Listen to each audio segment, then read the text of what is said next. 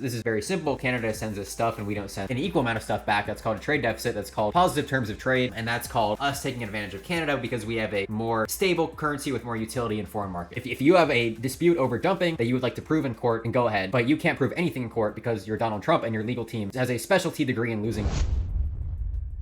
All right, after all this Canada news, I think we can confidently say that the markets do not care at all what Donald Trump has to say. Compare this to any other trade negotiation so far that's went south.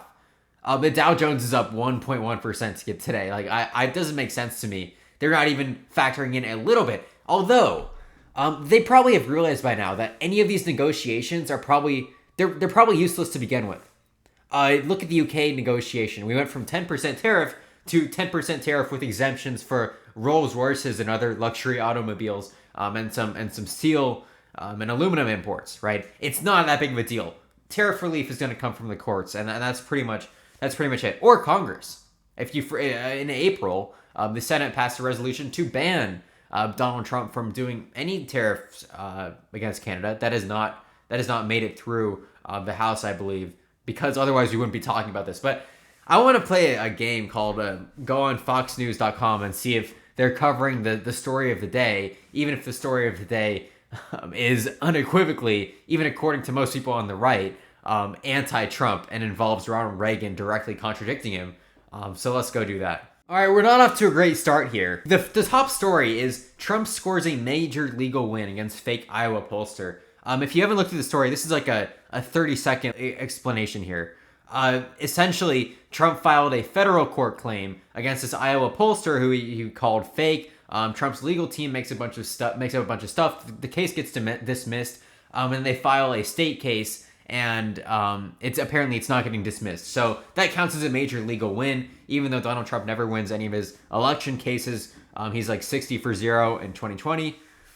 Let's see if we can find anything here.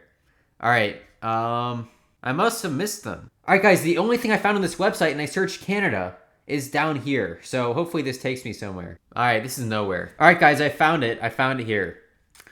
The Ronald Reagan Foundation has just announced that Canada is fraudulently used an advertisement, which is fake, featuring Ronald Reagan speaking negatively about tariffs. So if you have not seen the video clip yourself, the context is that in 1987, the Japanese were dumping semiconductors per U.S. investigation onto our markets, and Ronald Reagan was in favor of a tariff, using it as a negotiation in that scenario.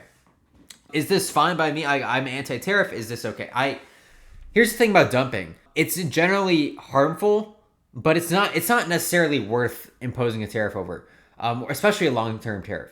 Dumping is bad because it encourages non-market practices, because you cannot maintain that price in the long term. It's not giving the appropriate, competitive advantage to the best producer. It's giving an advantage to someone who's taking a loss, which is not the incentive system that we are supposed to have in a free market. So I generally would agree with Ronald Reagan there. But that's the context they're talking about. Of course, this Fox Business article does not explain any of that. And the reason that he says it's selective audio right here is because Ronald Reagan says that he wants to encourage fair trade. And to Donald Trump, anything that is not his idiotic conception of fair trade, in which we don't have a trade deficit, even though he could not describe what a trade deficit is to save his life, that is fair trade. Or a trade surplus, even though he would probably have a worse time describing what a trade surplus is. Trump added Friday that Canada has long cheated on tariffs. Again, you cannot substantiate that. We have courts for that. If you had a claim there, you could file them in those trade courts that are currently always ruling against Trump because he consistently does not respect trade agreements. Charging our farmers as much as 400%. They can do that if they want. 400%, it hits after a certain threshold. Canada is not charging everything 400%. Canada has a restrictive trade policy, which I would oppose if I lived in Canada, but I don't live in Canada. Now they and other countries can't take advantage of the U.S. any longer. No, it's the United States taking advantage of Canada. This is very, very simple. Canada sends us stuff and we don't send an equal amount of stuff back. That's called a trade deficit. That's called positive terms of trade. And that's called us taking advantage of Canada because we have a more stable currency with more utility in foreign markets. That's as simple as it gets. I personally have not seen a right-wing response to this. Of course, the Fox News article does not represent at all what Ronald Reagan says. Their out-of-context claim is very sparse because it's very hard for something like that to be out of context, right? We know for a fact that Ronald Reagan was pro-free trade. We know for a fact that Donald Trump is anti-free trade. That's literally as simple as it gets. If that needs more context, then you're an idiot.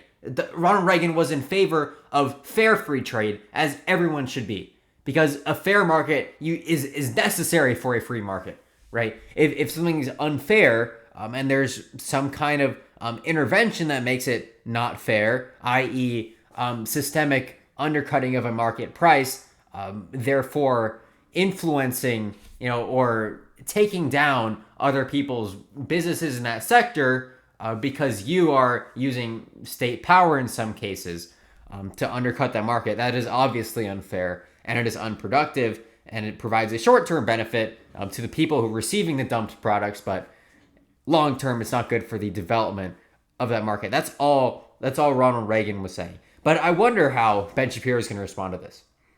I've heard Ben Shapiro, if you take him on a long-form podcast, he will say that the tariff regime is one of the dumbest things he's ever seen a president do. He's I think he said that on the Breakfast Club. Whenever you prompt him to, if the content's long form enough, and few enough people are watching it, he will say that. And then of course he'll justify it by saying, the Democrats did an executive order on DEI, so that's just slippery slope. Trump did an executive order on trade deficits.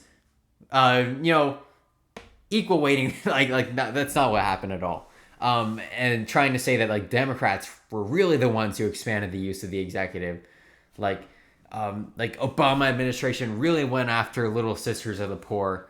It's a bunch of nonsense, right? Because he cannot say what he really thinks, and his entire conservative ideology is revolving around Israel. He just accepts whatever ideological package he has to convey in order to express his support for Israel, for which he is a demonstrable extremist who wants one Jewish state. He has reposted David Friedman's book, literally titled "One Jewish State." Now that is obscure tangent there. The good thing about this is that we are going to have future presidents. The good thing about the U.S. Constitution is that Donald Trump's not going to last that long. And all the Republicans are screwed next election. All this is going to go away. The market's done overreacting. Everything's going to be fine. The courts are going to rule. Section 232's tariffs are going to stick around, but who cares? They've been around forever. A lot of them shouldn't be around. And if Trump takes those too far, then the courts will also rule on that. And he appears to be complying by at least the framework of USMCA, which is his trade agreement, which he has openly attacked as the worst trade agreement of all time, even though he won't name that he is the one who did it. It is because it's fundamentally, a step in the direction of a free trade agreement, which he doesn't seem to understand what he did back in the day. Now it's basically the same as NAFTA, with minor protections for automobile parts and where the parts come from and certain tariffs for using parts sourced from the Eastern Hemisphere, but that's about it. All of these tariffs are in violation of the spirit of USMCA, which is supposed to be a final trade framework built by Donald Trump to last for a long time, and he just completely throws it out over an advertisement. Right? How emotionally unstable are you that you throw out your own policy and negotiations with one of your largest trade partners for an advertisement that cannot be spliced into saying something that is not obvious, that wasn't obviously said in the clip. It's about fair trade and free trade. These things are not complicated. If you have a dispute over dumping that you would like to prove in court, then go ahead. But you can't prove anything in court because you're Donald Trump and your legal team has a specialty degree in losing cases in obscure legal claims.